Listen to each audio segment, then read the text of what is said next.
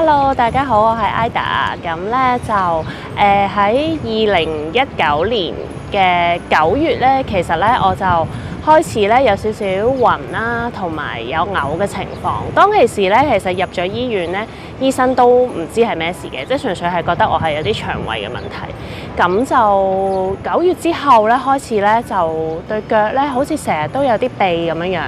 咁我一路咧都以為自己其實係可能啲血氣唔好，咁冇為意嘅其實，因為佢痹完之後咧又冇乜嘢，咁直到嗰一年嘅12月咧開始咧，就有幾日真係行唔到啦，就覺得咧真係出咗問題啦。咁一去到醫院咧，其實都係入咗骨科先嘅，骨科嘅醫生就覺得好似唔多似係骨嘅問題喎，咁就叫我即刻去做個磁力共振啦。磁力共振一照出嚟咧，就發現到有2/3嘅脊髓咧都係發晒炎咁樣，咁然後內科醫生就再幫我抽嗰啲脊髓去 check， 一 check 咧就 check 到咧我真係確診咗呢一個病啦。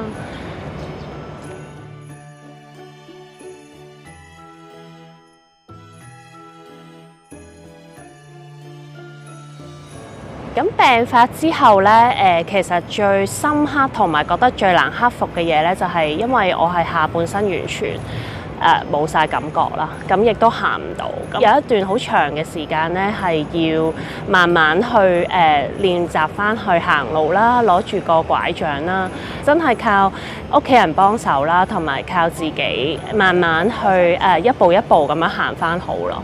咁同埋就係自己都練習多啲咯，唔好怕人哋望你，因為其實我自己都係好後生，咁攞住個拐杖，咁或者有啲公公婆婆問啦，即係點解你咁後生就攞住個拐杖啊？你係咪有啲咩事啊？咁我都會解釋俾佢聽，係啊，因為我個脊椎有問題，我個身體有問題，用咗都幾個月嘅時間㗎，咁就先至可以慢慢唔使用個拐杖去行咯。咁其實我覺得最大嘅困難就係呢一樣嘢，即係病發咗之後，醫生之後就話冇乜幫到你㗎啦，你自己要真係自己去做多啲練習啊，令到腳咧就多啲力咁樣樣咯。咁所以當其時最困難嘅就係呢一樣咯，我覺得。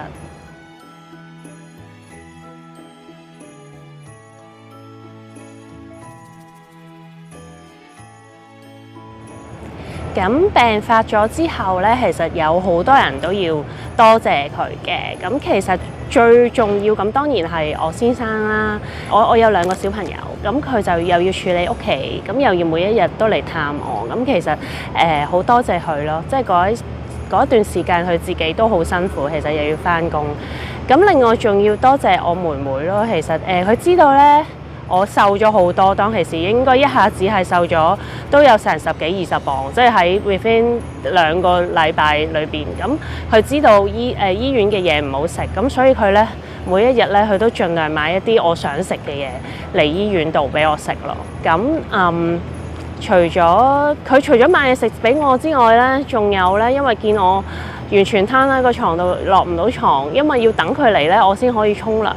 咁所以佢就希望我 keep 住係乾淨乾爽一啲，咁所以就會盡量真係每一日都嚟幫我手，即係同我去沖個涼啊、抹個身啊咁樣樣，因為老公係唔可以即係入去嗰個洗手間裏邊幫我沖涼。仲有要多謝嘅其實就係啲醫護啦，啲醫護其實好好。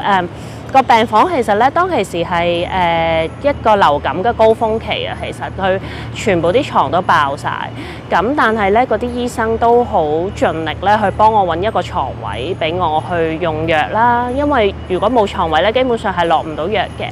咁佢哋好盡力咯，幫我揾一個位俾我。咁然後啲姑娘都係好好，見我都情況都 OK 啦，就換去另外一個位咧，係比較靜啲嘅病房裏邊咧，等我慢慢可以瞓得好啲啦。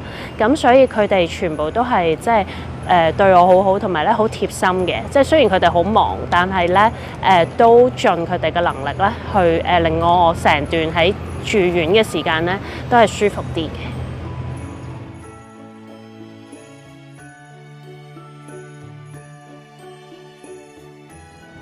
咁 NMO 對於我嚟講係代表啲乜嘢嘢咧？我自己係覺得佢係一個好似一個鬧鐘咁樣咯。對於我嚟講，因為其實我個人嘅性格咧係比較心急嘅，生活裏邊咧或者工作上面咧，其實自己去即係孭得太多嘢，咁其實咧有時係好大壓力啦，或者係自己辛苦咗都唔係好覺得。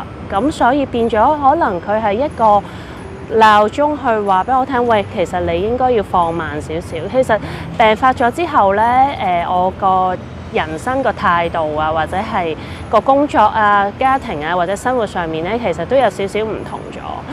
冇咁緊張啦，個人亦都咧將自己嗰個節奏咧放慢啲，因為咧我覺得如果個人咧好繃緊，或者係即係有時係即係好緊張好大壓力嘅話咧，其實咧對個病情都有少少影響嘅。唔知有冇關係啦，但係我覺得生活係可能應該要放慢少少，即係去輕鬆少少去做，即係有時有好多嘢唔使咁執着，即係由得佢咯，即係有時有啲嘢唔使冇所謂啊，即係做唔到咯，錯就錯咯。咁但係以前咧就會好執着嘅，即係覺得要做得最好，照顧屋企要做得最好啦，工作上面希望可以做好啲啦。咁所以以前咧就會係好緊張嘅，咁而家咧就呢個鬧鐘響咗之後咧，就令到自己咧都放慢一啲嘅個生活。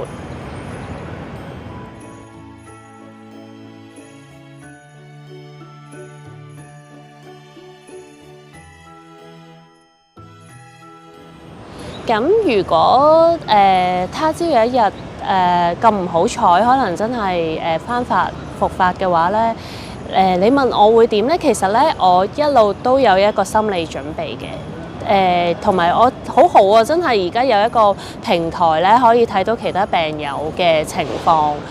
咁我都會有個預算嘅。其實最壞嘅時候會係點樣樣咧？即係會唔會到期時真係睇唔到嘢咧？完全行唔到咧？我有一個心理嘅準備嘅，其實一路都但係希望即係當然梗係唔好發生啦。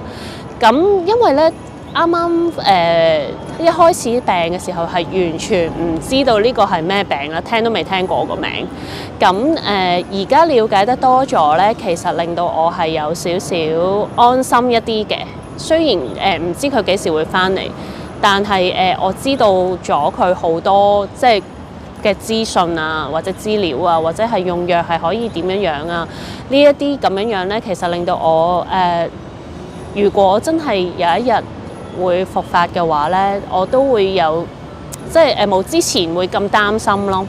係啦，咁亦都係我都好相信醫生同埋醫護嘅。希望佢係真係可以到期時會可以幫到我咯。咁我諗人生係有一啲嘢一定要經過，或者係有啲嘢一定會發生嘅。咁我會去用一個正面嘅態度去面對佢咯。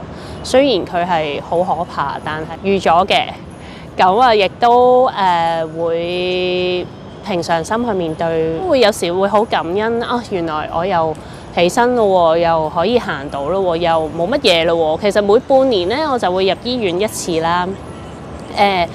我就會好感恩原來我仲可以又入院，又可以用藥啦。